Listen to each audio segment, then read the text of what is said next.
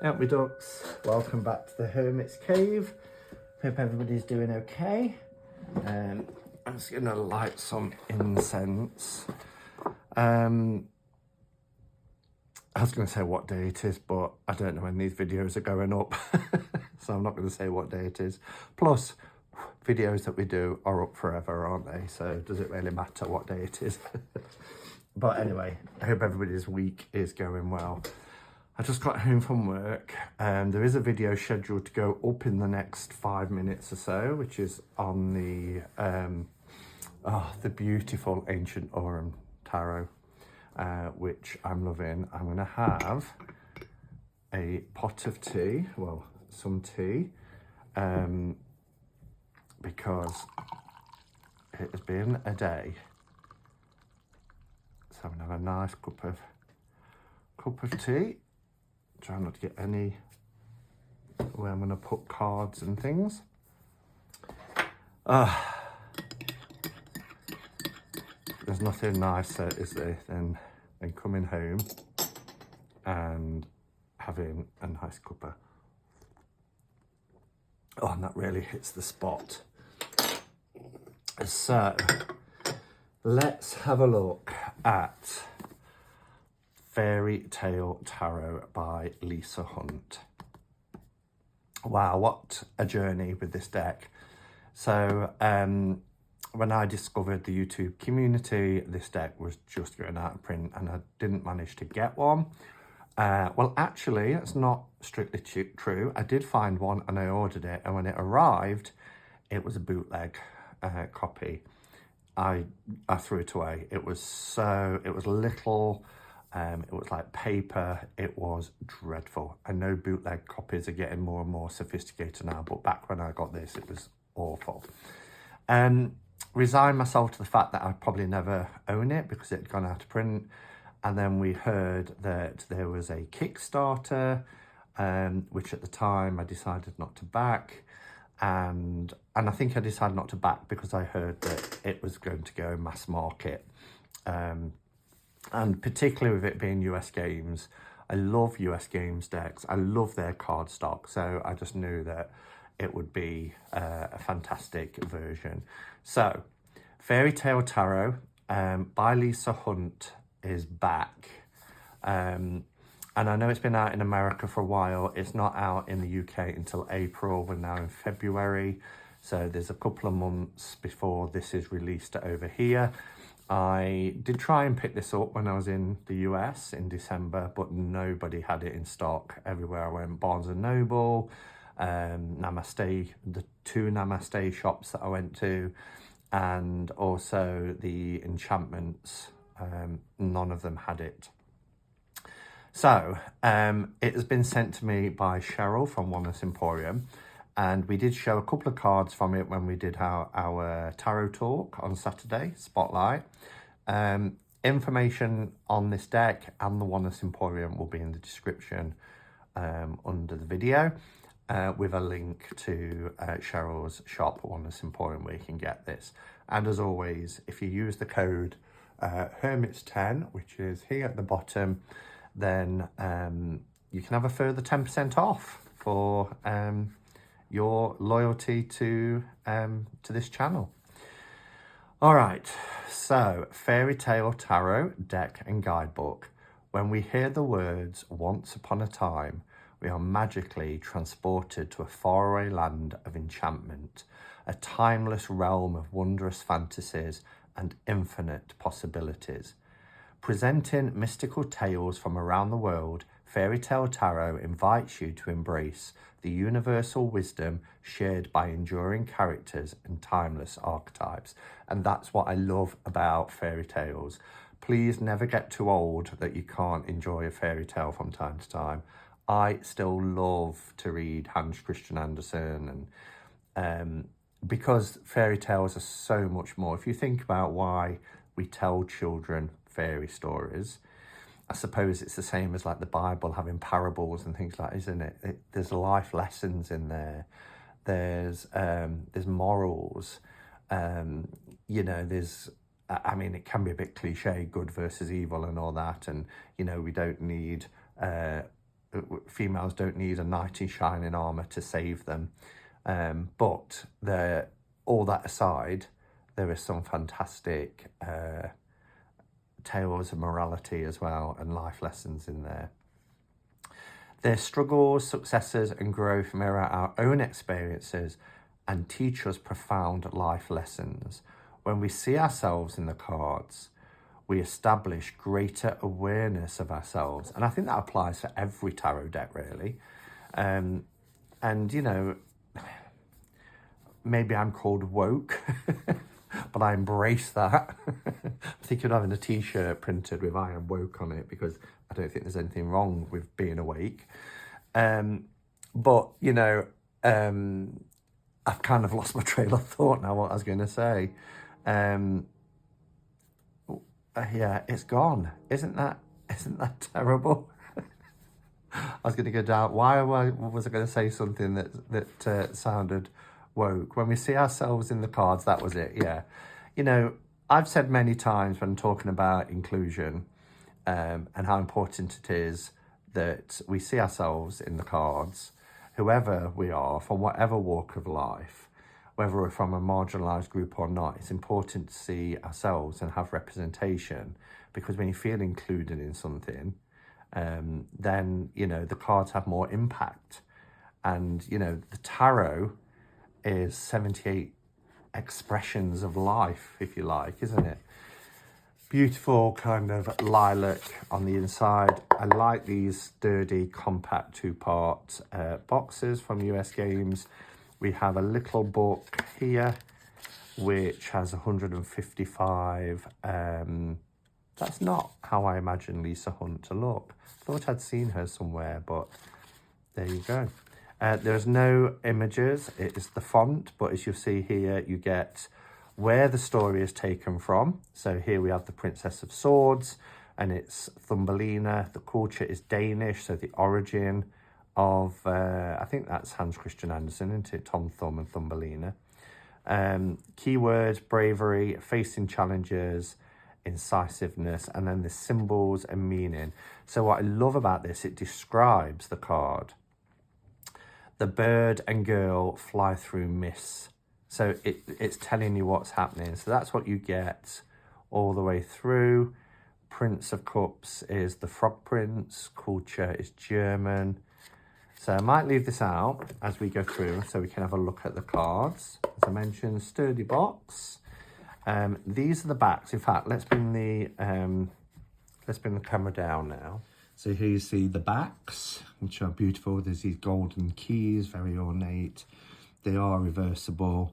You do have, I thought that US Games has stopped this, but at least it's on the back. But there is a copyright in both places, so if you have got it reversed. Normal standard tarot size, what US Games usually do. Nice deck, nice card stock. US Games can't be faulted for their card stock, really. So let's take a look. I'll get the book, but I mean, most stories you can recognise, but because this is stories from around the world, there might be somewhere I'm less familiar with. But obviously we've got Little Red Riding Hood here, which is French. I never realised that. So yeah, and it fits, doesn't it? Innocence, inexperience, and spontaneity. And I just love Lisa Hunt's art. I really do. I love these faces in the trees as well. I have a pastoral tarot, and I love that as well.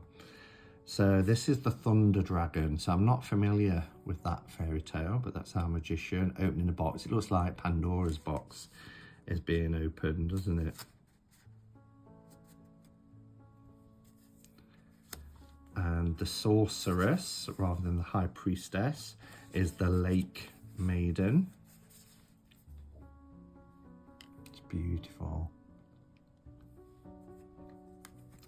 We have the fairy godmother from Cinderella for our, and that's lovely, isn't it? With all this, you know, the fruits and vegetation and stuff. And then for our Emperor, we have the wise old man. Look at these faces in the trees. I love that all the trees have faces. It looks like a dragon there as well, doesn't there? Brewery of Eggshells. Not heard of that story. So that's why it's really good to have the guidebook to hand as well, because you can learn about other stories. Is this Puss in Boots for the mentor? Yeah, Puss in Boots.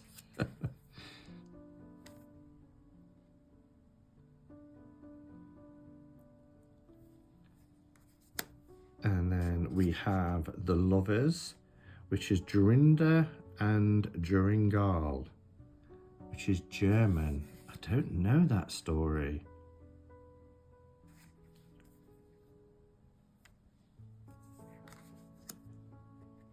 Is that the name of the story as well? Jorinda and Joringal. Yeah. The Chariot is from the Enchanted Horse of Arabian Nights.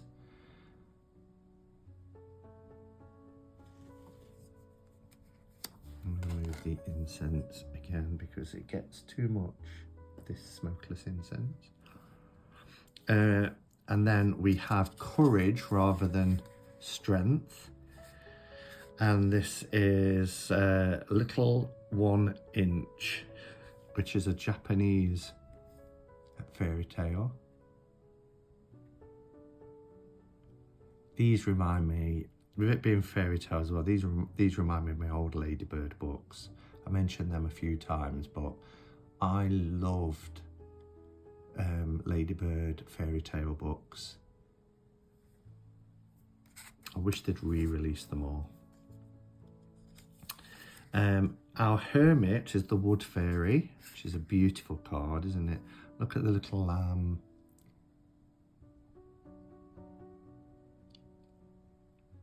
I love that they're borderless as well, although I wouldn't have minded them bordered. I don't know if the original was bordered, but the borderless now anyway. Oh, the wheel looks interesting, doesn't it? The wheel is 12 Dancing Princesses, which again originates in Germany.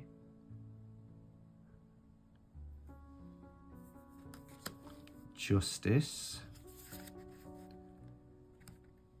This is the Goose Girl, German.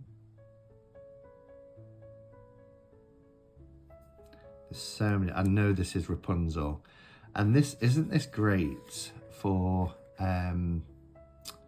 12. And this is Entrapment, which is would have been the Hanged Man. And this is Rapunzel. The key word is being stalks, suspension, transition. Rapunzel, Rapunzel, let down your long hair.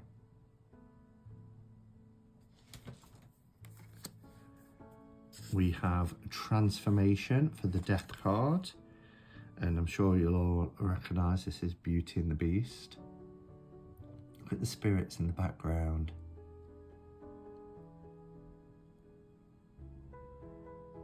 It's good to get the origin, the cultural origin of the story as well. I never knew that, well, I suppose now when you think about it, it's French when you've got Gaston as names like that. So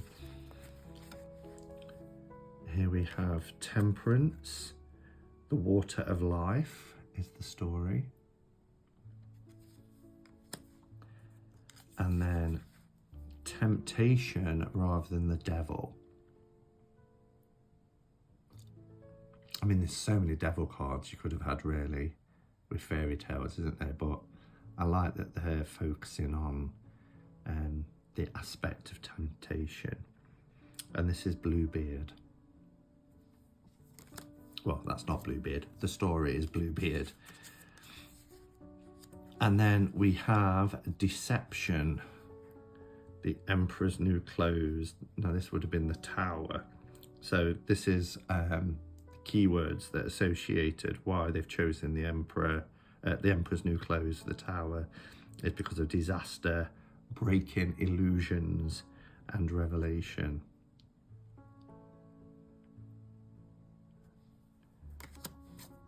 This is a beautiful card, isn't it? So this is our star card, and it's the Star Maiden, which is a Native American story. Ah, the moon is Sleeping Beauty before I even turn the page.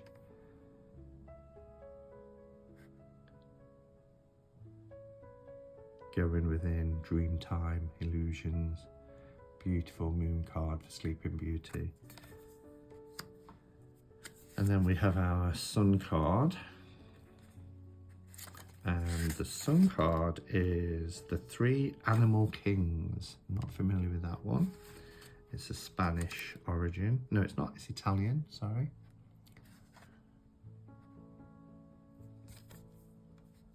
Redemption for the Judgment card.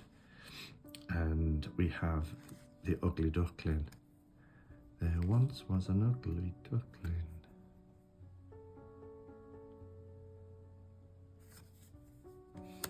And then I love that the World card is Happily Ever After.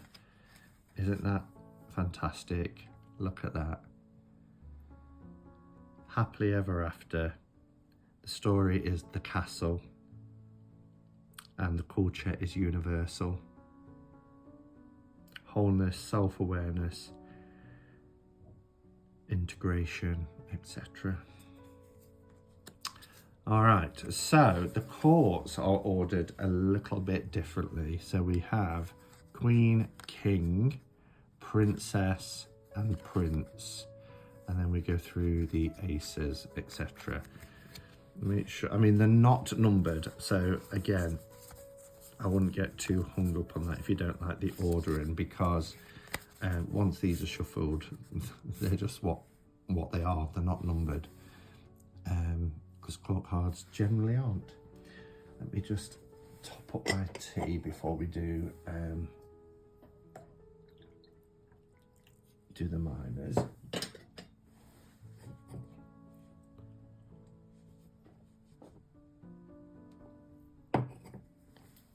Okay. So let's see if the book lists them in that order as well. Yep. So Queen of Cups is Sealskin, which is an Irish folk tale, fairy tale. The King is the golden-headed fish.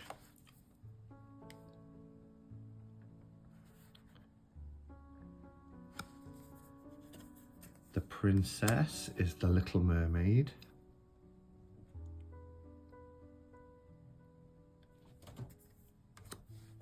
And then the Prince is the Frog Prince.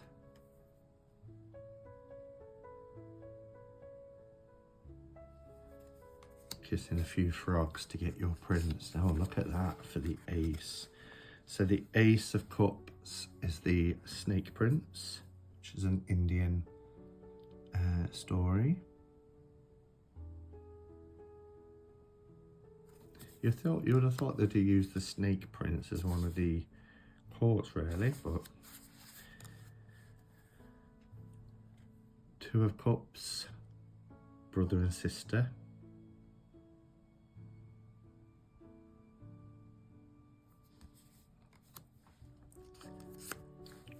Three of Cups is Little Ida's Flowers.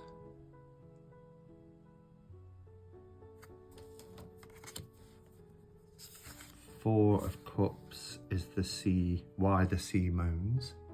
Not heard of some of these. This is a Brazilian fairy tale. And then we have the Five of Cups is Urashima and the Turtle, which is a Japanese story. Wow, look at that. Look at that Six of Cups. The Nightingale.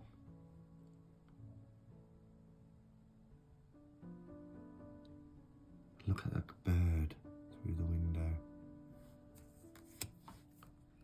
Then we have the Seven of Cups, which is the Glass Mountain, Polish story. Love that we get a description and as well as the divinatory meaning. Eight of Cups is the fisherman and his wife. Nine of Cups is the mermaid and the boy.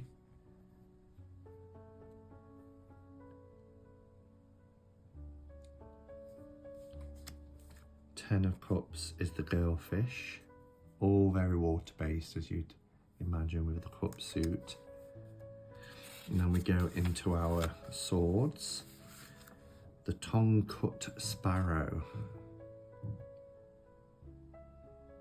Japanese.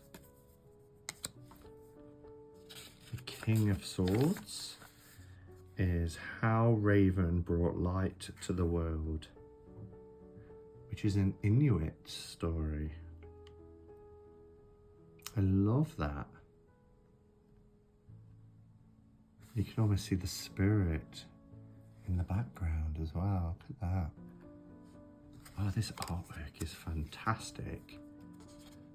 And look at that for a picture.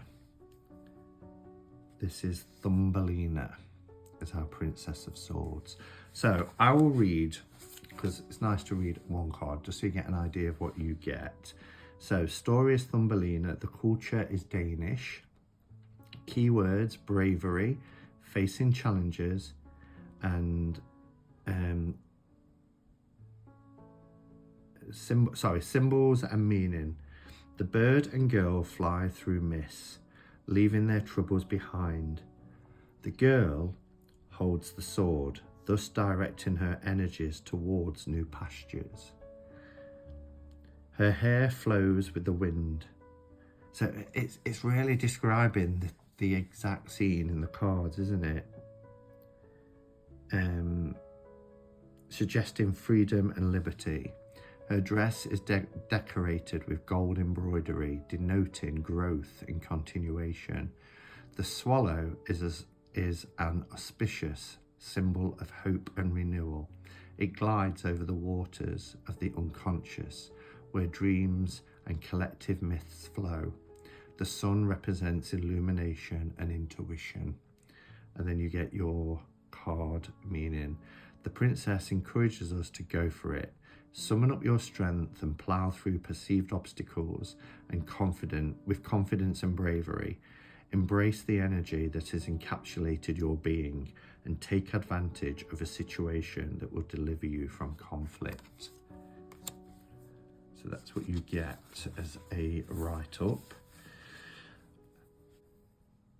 The Prince of Swords is The Wild Swans, a Danish story. Oops, just dropped the book. Apologies. And then we are up to the Ace of Swords, which is Capo Rushes, which is an English fairy tale. I've not heard of it. Capo Rushes. I'll have to look that up. Wow, look at this. Two of Swords, Snow Daughter and the Fire Sun. That would have been a good temperance card, wouldn't it? This is a Russian story. The Little Match Girl. I used to love The Little Match Girl. It used to break my heart when they used to show it at Christmas when we were young. Oh, I think that was Hans Christian Andersen as well. The White Doe, beautiful.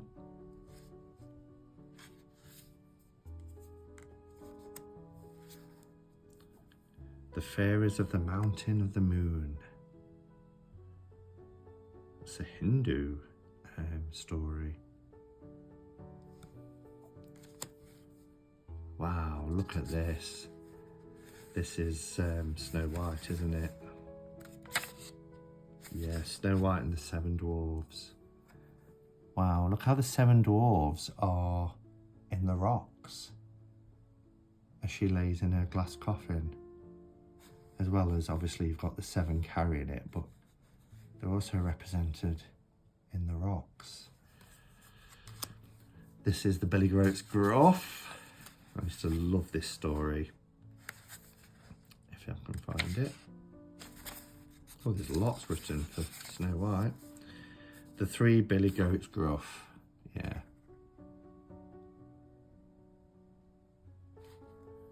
Love that, with the troll under the bridge. Diamonds and Toads for the Eight of Swords.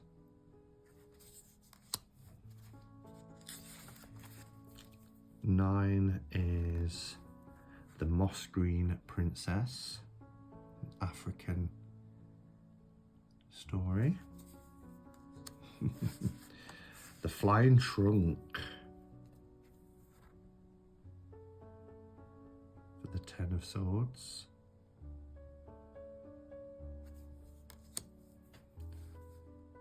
Queen of Wands, look at her in all her finery. The White Cat is the story.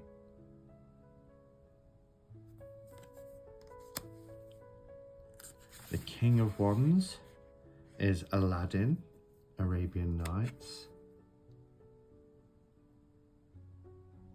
with his lantern. Excuse me. I was about to say I'm going to sneeze and it came very quickly. Princess of Wands is Tatterhood, which is a Norwegian story. We have Dick Whittington and his cat for the prince. And then the Ace of Wands is How Coyote Stole Fire. That seems familiar, How Coyote Stole Fire. The Two is City Mouse, Country Mouse, which is Romanian, Greek.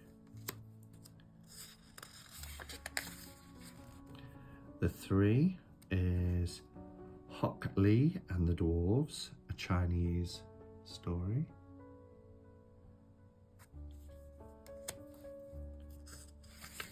The Four is Jack and the Beanstalk, which is an English story. Oh, it looks like the Snow Queen, doesn't it? Yeah, the Snow Queen. European. The Prince and the Dragon is 6.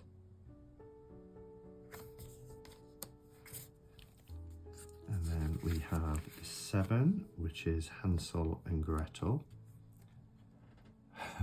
Pushing her into the fire.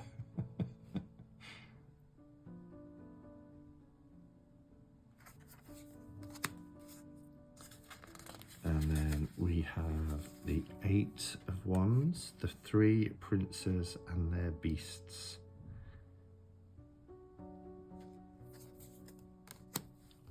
Oh, look at this. The Flying Ship, a Russian story. Oh, Spinning Gold. This is Rumpelstiltskin. I loved Rumpelstiltskin when I was little. Still can see that image in the fairy tale book where he's dancing around the fire, chanting his name.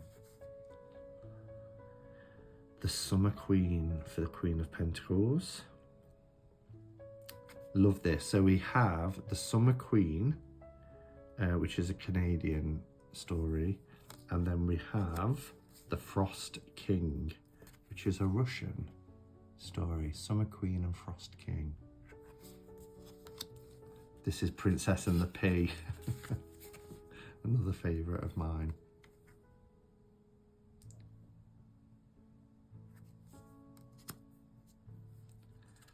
And then here we have Jack the Giant Killer. wonder if that's kind of a derivative of Jack and the Beanstalk, because that looks like a beanstalk is climbed, and Jack did have to overcome the giant, didn't he? Doesn't say anything about it, but I'm sure it is. Oh, is this the Elves and the Shoemaker? Yeah, Elves and the Shoemaker. Look at that moon. Love the face in the moon. Another favourite of mine, that book. Ricky of the Tuft. The Three Little Pigs. I'll huff and I'll puff and I'll blow your house down. Only one little piggy there though. The Tinderbox. Oh, we all know this story. Goldilocks and the Three Bears. I mentioned the other night I love the little portrait on the wall of Papa Bear, Mama Bear and Baby Bear. She got caught sleeping in the bed.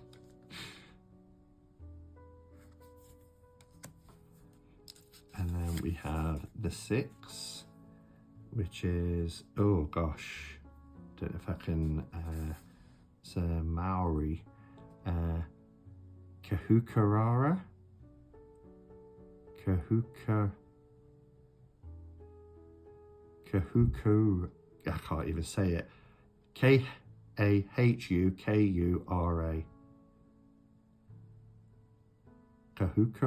Kahukura, I think, and the Fairy Fisherman.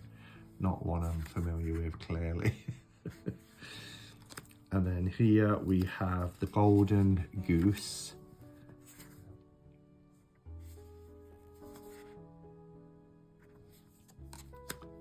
And then we have, for the 8, the Brave Little Tailor.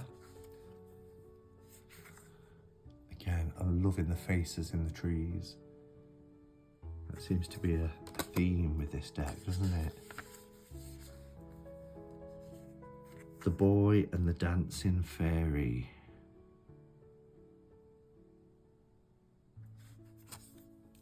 And 10 is East of the Sun, West of the Moon. Scandinavian. Wow, what a beautiful deck. Everything I hoped it would be. Really nice quality from US Games. Beautiful artwork. There are a lot of fairy tales in this deck that I don't know, but that doesn't put me off, because reading tarot is an art form of storytelling as well. So just having these images down and what they're depicting would be enough. But it's wonderful to have the little resource of the book to tell you its origins and a little bit about the what you're seeing in the cards, as well as the divinatory meaning. So I'm so pleased that Lisa Hunt's Fairy Tale Tarot is available again from US Games. Let me know your thoughts on the deck as always, and I'll be back tomorrow with another unboxing walkthrough. So hopefully you'll be able to join me then. I think I've got enough to be going for the next 10 or 11 days. But anyway, until next time, go in peace. Namaste and blessed be.